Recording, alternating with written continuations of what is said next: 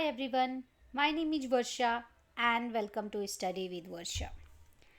So today we are going to study something which is very important if you are deploying your application on ECS Fargate. So the most important thing is task definition.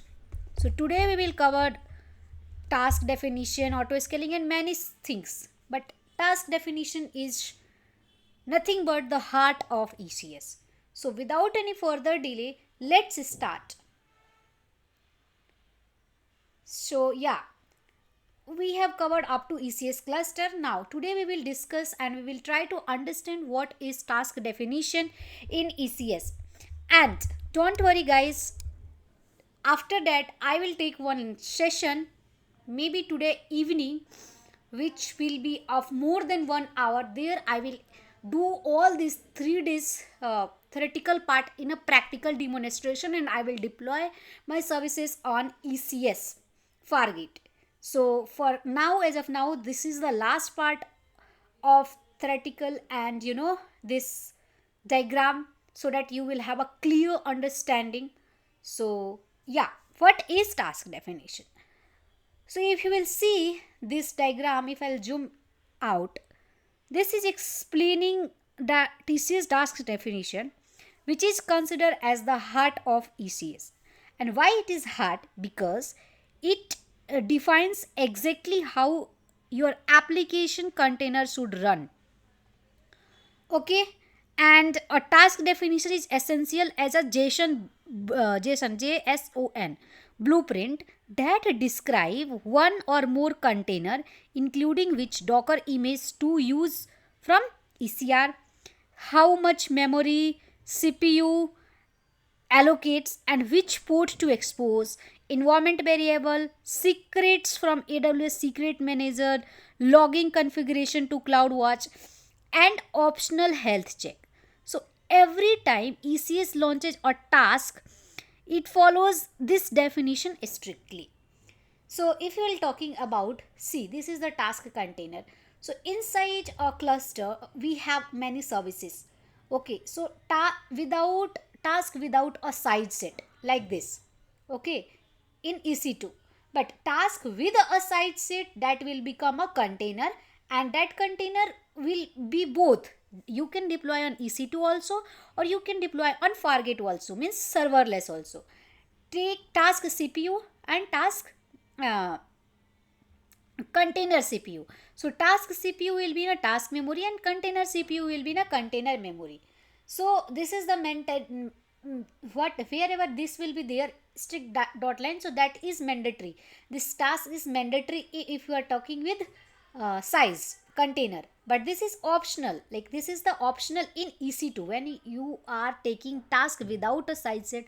So task definition is optional, but container will be mandatory. Here task is mandatory, container will be optional, because container may be EC2 or Fargate. Now ECS cluster. So if you will see here, ECS container instance or ECS container instance, both are ECS container instance. So here it is services. So is inside container we can manage services. So in services we can define task definition, that will Docker container. Here also Docker and containers. This is ECS container agent. Here task Docker container. This is also ECS container agent. Now we talk about that it it will allocates all the things like port and everything, environment, AWS secrets, and I told you logging and everything it will do. Now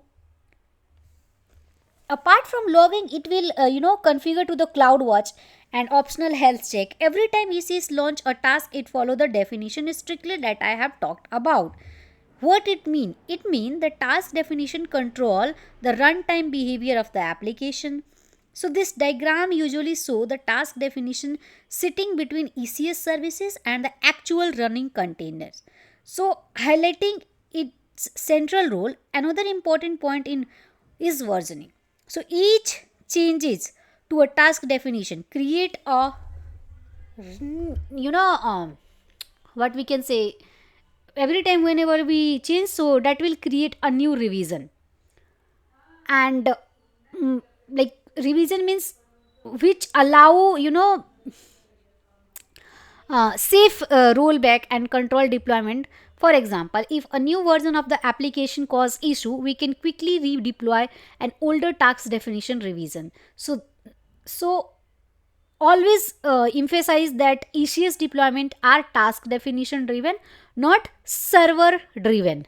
And understanding task definition deeply is the key to mastering ECS Fargate in production environment. So this is about TCS task definition. Now task definition revision. Just now I told revision. So what exactly it mean? Revision means nothing but versioning or rollback. So if you will see, this is running container, okay, and if we will deactivate, so it will stop and it will deprovision and then it will become stop. Now if we have to activate, so deprovisioning to it will go to provision, then it will go to pending, then activating, and then it will start running. So this is simple, but you will understand. Now come here and we will understand how exactly it happened. So see, this is the Docker image. This is deployed on ECR. Okay. This is the task definition. It will be a standalone task that run and then shut down. And here also it is a task definition and service description and service. So service that keep the desired number of instance running. So elastic network interface, and this is the also elastic network. So this is all the tasks that is inside VPC.ECS. So now let's understand how versioning and rollback will happen in real world. So in task definition revision, which is the most important mechanism that make ECS deployment safe and predictable. So every time we make a change to the task definition, such as updating the Docker image tag, changing CPU or memory values, modifying environment variable, or updating secrets, so a new revision of the task definition is created automatically. ECS never overrides an existing version. Instead, it keeps a full history of revision. So this is extremely useful in production environment. Why? Because it allows the controlled deployment and fast rollback. For example, if versions 12 of a task definition causes issue after deployment, we can immediately roll back to the version 11 without rebuilding anything. So this diagram usually shows multiple revisions stacked in order, indicating how ECS services can point to a specific revision at any time. Another important point is that ECS services only update running tasks. So when a new deployment is triggered, simply creating a new revision, so that doesn't automatically update the services. This separation gives DevOps teams full control over when and how changes are rolled out. So whenever you will try to understand, emphasize that task definition revisioning enables immutable infrastructure practices and is a key reason why ECS deployments are stable and auditable. So I hope you understand. Now let us move to the 23, that is application load balancer. So what is application load balancer and why it is important?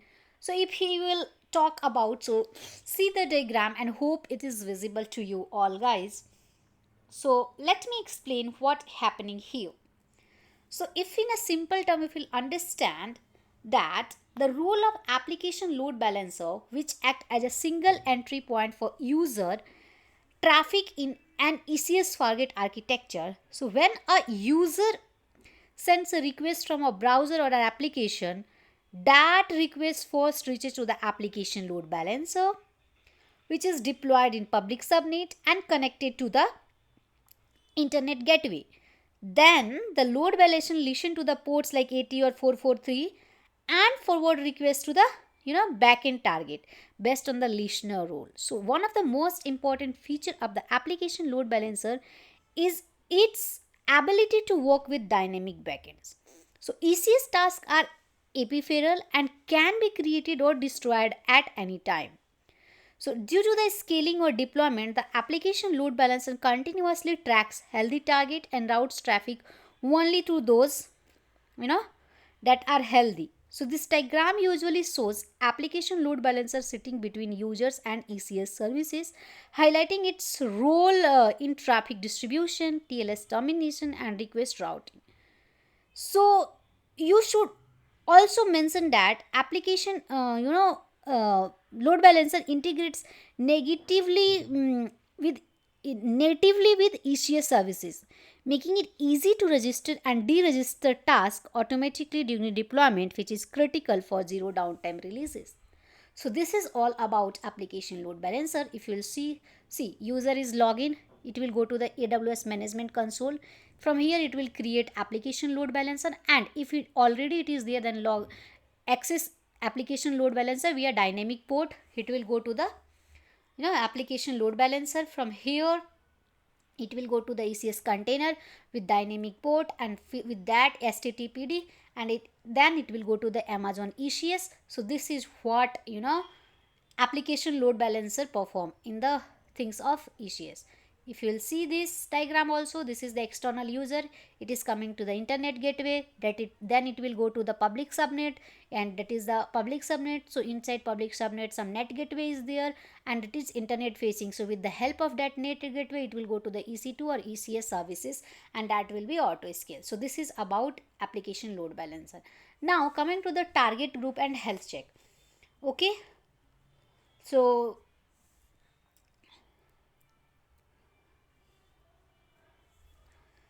yeah, so if you will see this diagram, that focus on the target group and health check.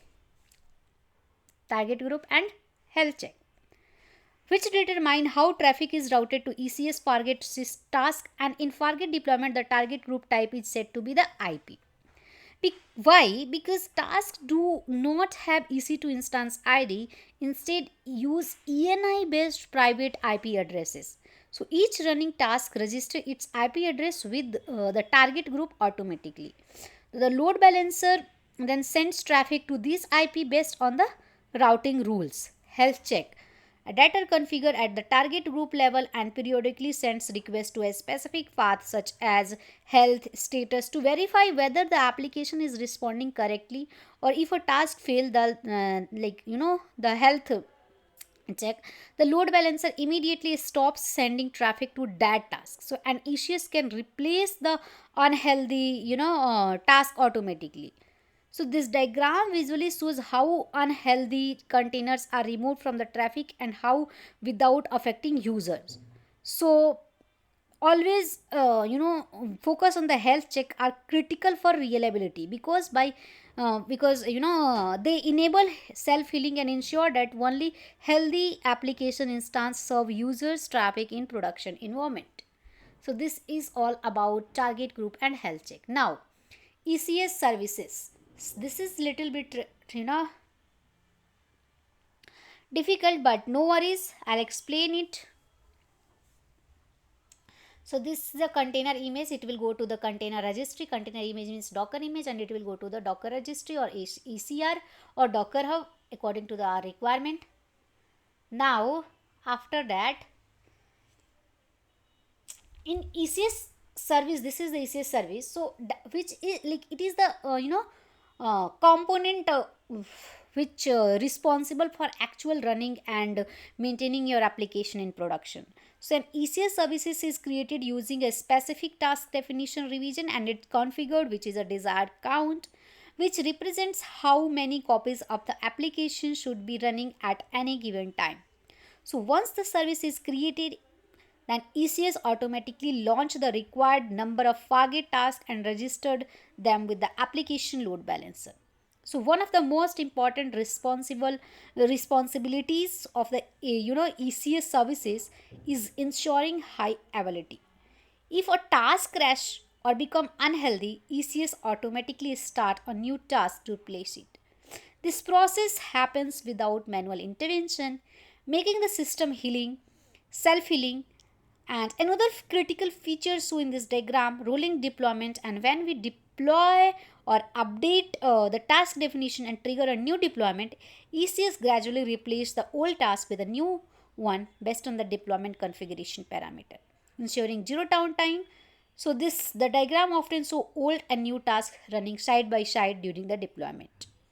So always remember that ECS services is the brain of the deployment process and is responsible for availability, reliability, and a smooth update in the production environment. And see, this is like developers build VPC, CI/CD, ECR, Fargate. This is the internet. So the ECS services manage deployment, ensure the desired number of tasks are always running, and handle restart automatically. Now come to the auto scaling. So let's zoom out.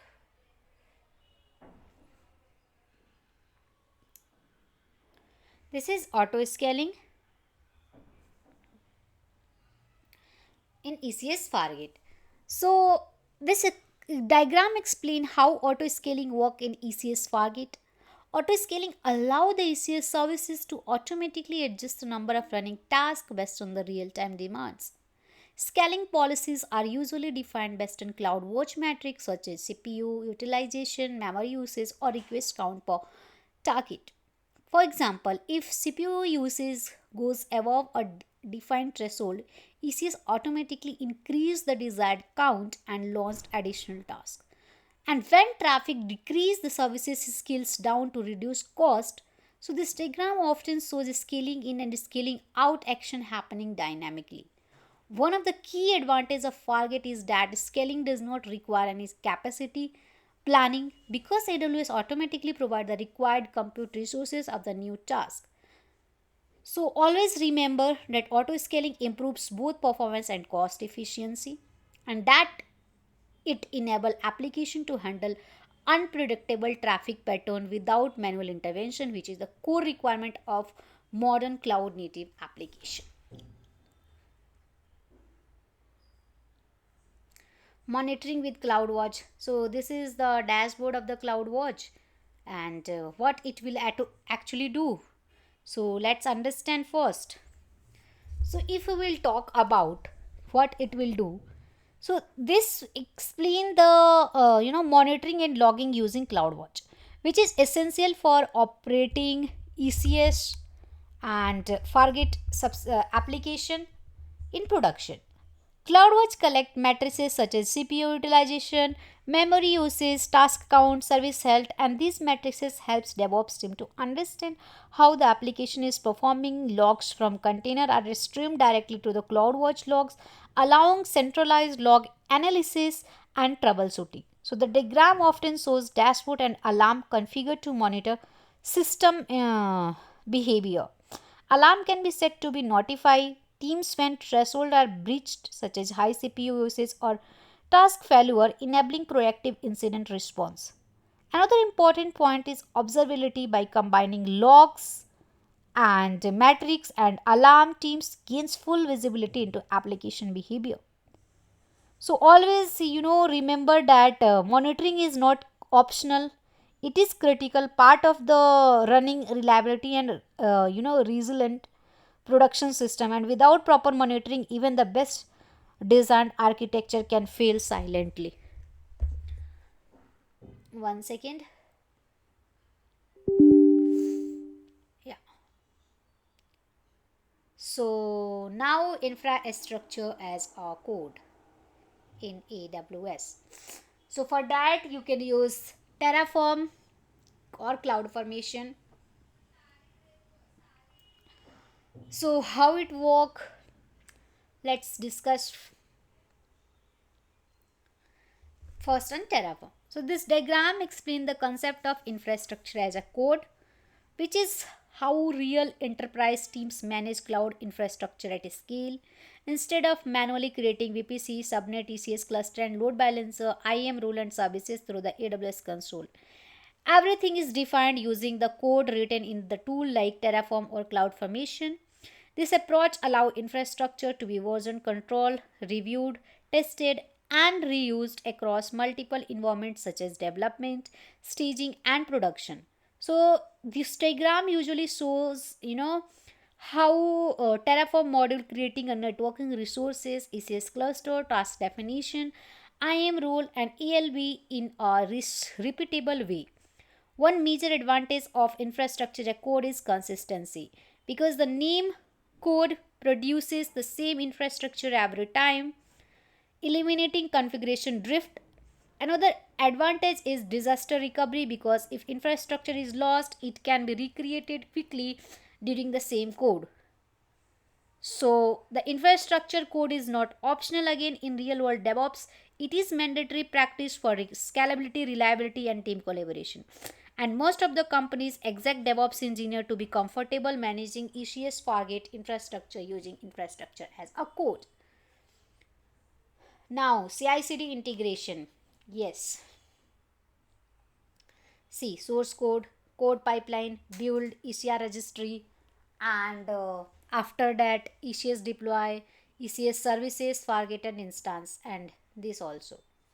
So now let's just understand CI/CD.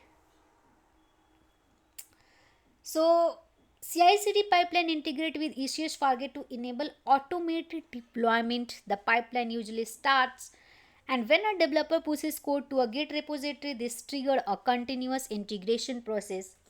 And when the code is built, tested, and packaged into a Docker image, the image is then tagged properly and pushed to Amazon ECR. After that, the pipeline update the ECS task definition with the new image tag and trigger a new deployment in the ECS services. ECS then perform a rolling update where new tasks are launched and registered with the load balancer, while old tasks are gradually stopped, ensuring zero downtime.